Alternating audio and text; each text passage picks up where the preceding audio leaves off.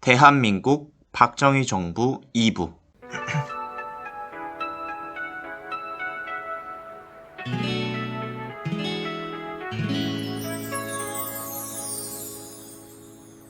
이거 세상에서 제일 귀한 역사 수업 들려줄 테니 재밌게 들어줘. 오프닝송이 이제 곧 끝나가니까는 집중한다 나랑 약속해줘요. 이건 세상에서 제일 귀한 역사 수업 들려줄 테니 재밌게 들어줘. 우철쌤의 역사 콘서트.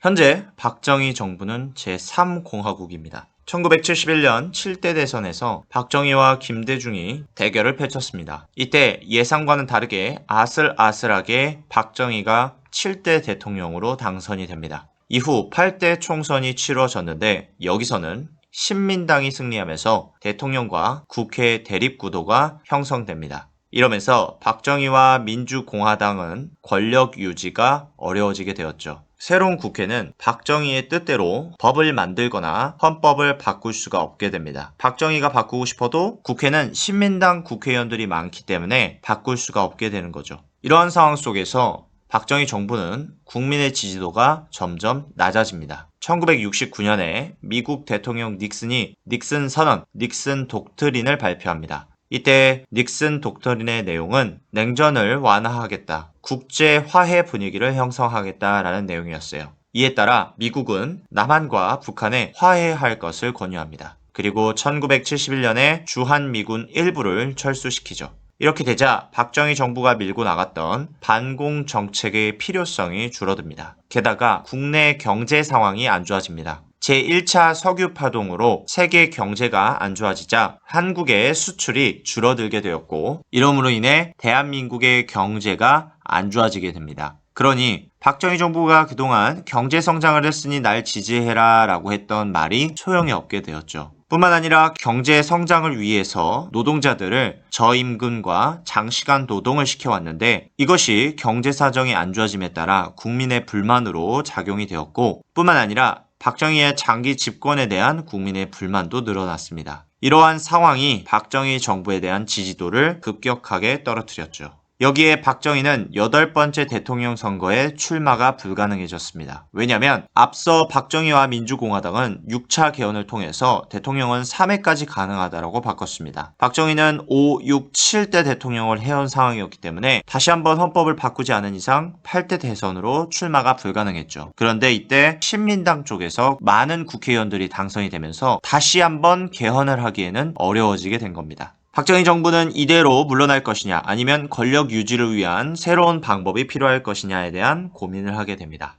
이제 남은 시간이 얼마 남지 않았습니다. 새로운 국회가 형성이 되면 박정희 정부가 원하는 법을 만들 수 없게 되죠. 1971년 12월 국가보위에 관한 특별조치법을 제정합니다. 이 법에 의하면 대통령은 국가 비상사태 선포권을 획득하게 되고 국가 동원령에 대한 권한을 부여받게 됩니다. 이 법이 제정되면서 박정희 대통령은 국가 비상사태를 선포합니다. 이러한 상황 속에서 박정희 정부는 비밀리에 북한의 실무자와 만나게 됩니다. 그리고는 1972년 7.4 남북 공동성명을 발표하죠. 여기에는 북한과 평화통일 원칙이 담겨져 있었습니다. 대외적인 목적으로는 남북한 대립 분위기를 완화하겠다, 그렇게 해서 국민의 안보 불안을 해결하겠다라는 것이었는데 실제 발표 목적은 남북한 모두 해당됩니다. 7.4 공동성명을 발표하여 외부의 적이랑 서로 공격하지 않기로 약속하고 그런 다음 자신의 권력을 유지하기 위한 시도를 했다라는 겁니다.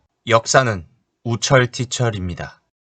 다음 이야기로 넘어가기 전에 박정희 정부의 경제정책을 좀 살펴볼게요. 1972년 8.3 조치로 대기업이 망할 뻔한 것을 해결해 줍니다. 그리고 대한민국은 재벌 경제 중심으로 나아가게 되죠. 1972년부터 76년까지는 제3차 경제개발 5개년 계획을 시행했고 1977년부터 81년까지는 제4차 경제개발 5개년 계획을 이어서 시행했습니다. 이때 경제개발은 중화학공업을 집중 투자하였으며 중동 지역의 건설업체를 해외로 진출시킵니다. 공업단지를 구성하여서 중화공업에 집중 투자를 하였죠.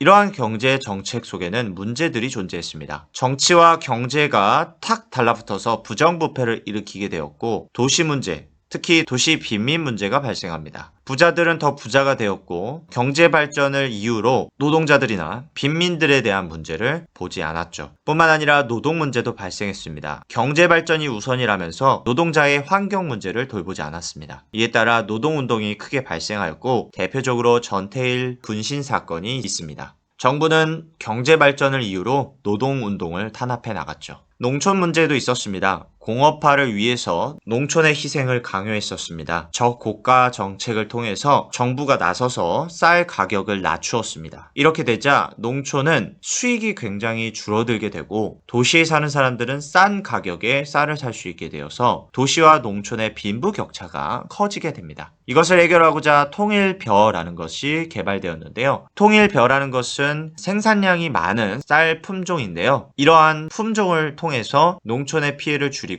동시에 쌀 수입을 줄여서 쌀의 가격을 낮추고자 했습니다. 또한 이중 고가제를 시행해서 정부가 농민에게 비싸게 쌀을 사고 시장에 싸게 팔면서 농촌이 가지고 있는 부담을 정부가 지는 정책을 펼쳤습니다. 또한 새마을 운동을 시행해서 전국 지역의 불균형 성장을 해결하고자 했습니다. 또한 농촌 문제를 해결하고자 했죠. 새마을운동은 근면, 협동을 강조하고 마을별로 등급제를 시행해서 마을별로 경쟁을 유도했습니다. 이 운동의 결과 농촌의 생활은 개선이 되었지만 실질적인 지역 성장은 이루지 못했다라는 평가를 받게 되죠. 역사는 우철티철. 다시 이야기로 돌아오겠습니다. 1972년 10월 박정희 정부는 비상계엄을 선포합니다. 비상계엄이란 모든 헌법의 기능을 정지하고 국회를 해산하고 정치 활동을 금지하는 것이었습니다. 그리고 박정희 정부는 새 헌법을 제정하겠다 선언하는데요. 겉으로는 한국적 민주주의를 실현하겠다, 국론을 통일하겠다라고 했지만 실제로 제정된 것은 7차 개헌, 유신헌법이었습니다. 유신헌법의 내용은 다음과 같습니다. 대통령 임기를 4년에서 6년으로 대통령 직선제를 간선제로, 이때 선거를 맡는 곳은 통일 주체 국민회의였습니다. 국회는 해산되었으니까요. 대통령 중임 제한을 폐지시켜서 대통령을 할 수 있는 횟수를 무제한으로 늘렸습니다. 이로써 박정희는 종신 집권, 죽을 때까지 대통령을 할 수 있게 되었습니다. 대통령의 권한도 강화했습니다. 긴급 조치권을 대통령이 가지게 됩니다. 긴급 조치권이란 대통령이 국민의 기본권을 정지시킬 수 있는 권리입니다. 법관 임명권도 획득했습니다. 이 말은 행정부가 사법부의 간섭이 가능하다라는 뜻이 되겠습니다. 국회 해산권도 획득했고요. 국회의원 3분의 1 추천 임명권도 획득합니다. 이 말은 행정부가 입법부에 간섭할 수 있게 되었다라는 말입니다. 즉 유신헌법이란 대통령이 모든 권한을 가질 수 있게 되는 그런 개헌이라고 보시면 되겠습니다.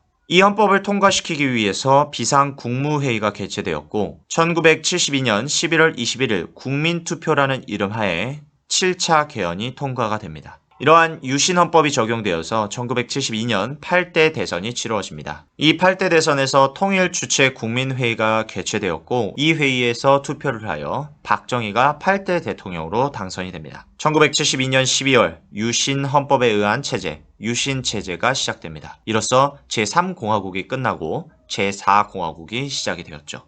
Check this out. 나는 우철티철.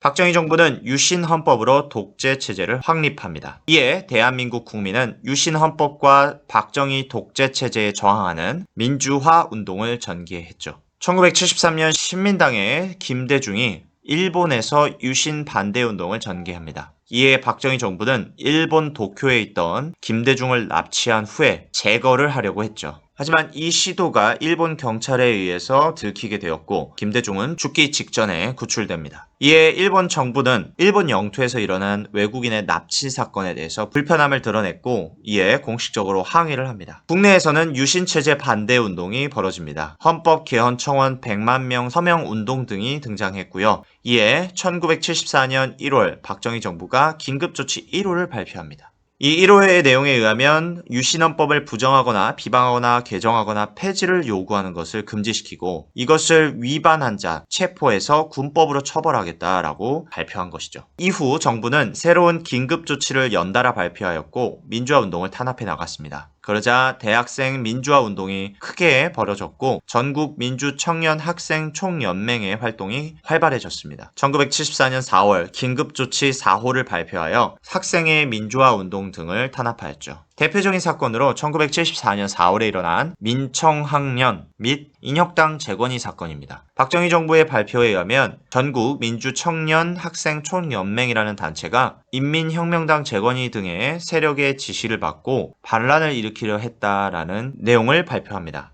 이에 따라 1975년 인혁당 일부 관련자가 사형 집행을 당하게 되는데요. 이에 대해서 무고함을 주장하는 사건 진상 규명 운동이 일어납니다. 이렇게 박정희 정부는 유신체제를 반대하는 운동들을, 민주화 운동들을 철저히 탄압해 나갔습니다. 이러한 상황 속에서 주교 지학순이라는 사람이 양심선언을 하는데요. 유신헌법을 무효화해야 한다라고 주장을 하죠. 이에 박정희 정부는 종교인인데도 불구하고 종교인 지학순을 체포하게 됩니다. 그러자 1974년 9월 젊은 사제들이 천주교 정의구현 사제단을 결성하여 민주화 운동을 전개하고 양심선언으로 체포된 사람을 석방하라는 운동을 전개합니다. 여러분들, 천주교 정의구현 사제단은요, 이후 전두환이라는 사람이 정권을 잡았을 때 일어난 6월 민주항쟁에서도 크게 활동을 합니다. 기억해 주세요. 뿐만 아니라 1974년 10월 언론수호 투쟁도 일어났습니다. 자유언론 실천선언이라는 것인데요. 동아일보에서 서울대 학생 시위 관련 기사를 보도합니다. 이에 정부는 동아일보 편집국장을 체포하게 되죠. 동아일보 기자들은 자유언론 실천 선언을 통해서 동아일보 편집국장 체포한 것을 항의하고 언론에서 외부 간섭을 배제하자는 운동을 펼칩니다. 그러자 정부는 동아일보에 광고를 넣은 업주들을 압박을 하여 동아일보와 계약을 맺은 광고 계약들을 파기하게 했죠. 이러자 동아일보는 재정 문제가 발생합니다. 광고 계약이 파기되니까 이 동아일보를 운영할 돈 문제가 발생한 것이죠. 그러자 어쩔 수 없이 동아일보는 언론 수호 투쟁에 참여한 기자들을 해고하면서 정부의 탄압으로부터 벗어나게 됩니다. 결국 이 언론 수호 투쟁은 실패로 돌아가게 되죠. 이뿐만이 아니었습니다. 1975년 4월에는 서울대 학생 김상진 하할복 사건이 발생합니다. 이 소식이 전해지자 전국에서 민주화운동이 크게 발생하였고 이를 막기 위해서 정부는 1975년 5월 긴급조치 9호를 발표합니다. 유신헌법 부정 폐지 청원을 금지시키고 일체 집회, 시위, 정치 관여를 금지시키고 금지 위반 내용을 방송하거나 신문으로 보도하는 것을 금지시켰습니다. 이렇게 모든 면에서 압박이 가해지자 1976년 3월 1일 3.1 민주구국선언이 발표됩니다. 정치인, 신부, 목사 등이 참여했고 명동성당에서 이 선언서가 발표됩니다. 유신체제를 비판하고 긴급조치 철폐를 요구하며 유신 정권의 퇴진을 요구하는 그런 선언이었죠. 이에 이 민주구국 선언에 참여했던 윤보선, 김대중, 문익환 등의 민주주의파를 체포한 후에 징역형을 선고합니다. 그러자 민주화 운동은 더욱더 활발해졌죠. 그러던 중 다시 한번 대통령 선거 일정이 다가왔고 1978년 7월 9대 대선이 치러집니다. 역시나 통일주체 국민회의가 개최되어 간선제 투표를 시행했고 역시나 9대 대통령으로 박정희가 당선이 되죠.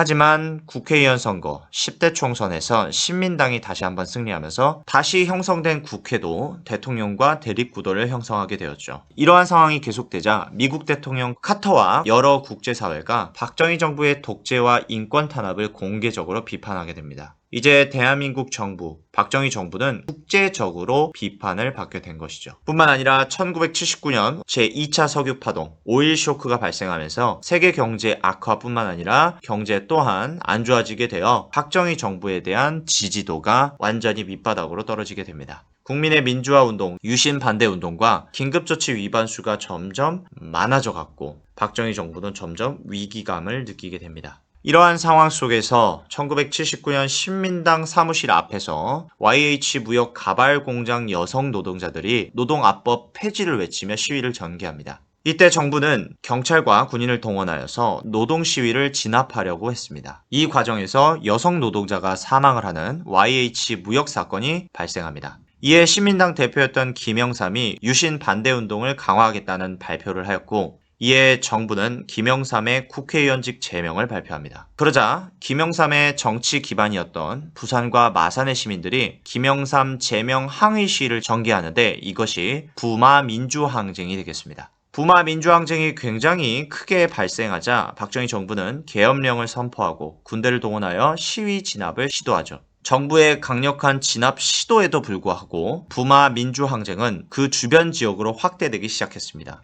이러한 상황 속에서 1979년 10월 26일 저녁 식사 자리에 박정희 대통령, 차지철 경호실장, 김재규 중앙정보부장이 모이게 됩니다. 이들은 부마 민주항쟁 진압 방법에 대해 논의하던 도중 김재규가 품에 있던 권총을 빼들고 박정희 대통령과 차지철 경호실장을 총으로 살해하는 사건이 발생합니다. 이 사건을 10.26 사태라고 하죠. 이 10.26 사태로 박정희 정부는 종료됩니다. 10.26 사태 직후 국무총리 최규하가 상황을 수습하고 유신 체제를 유지하겠다 선언합니다. 이번 영상은 여기까지입니다. 우리는 다음 영상에서 다시 만나요. 바이바이.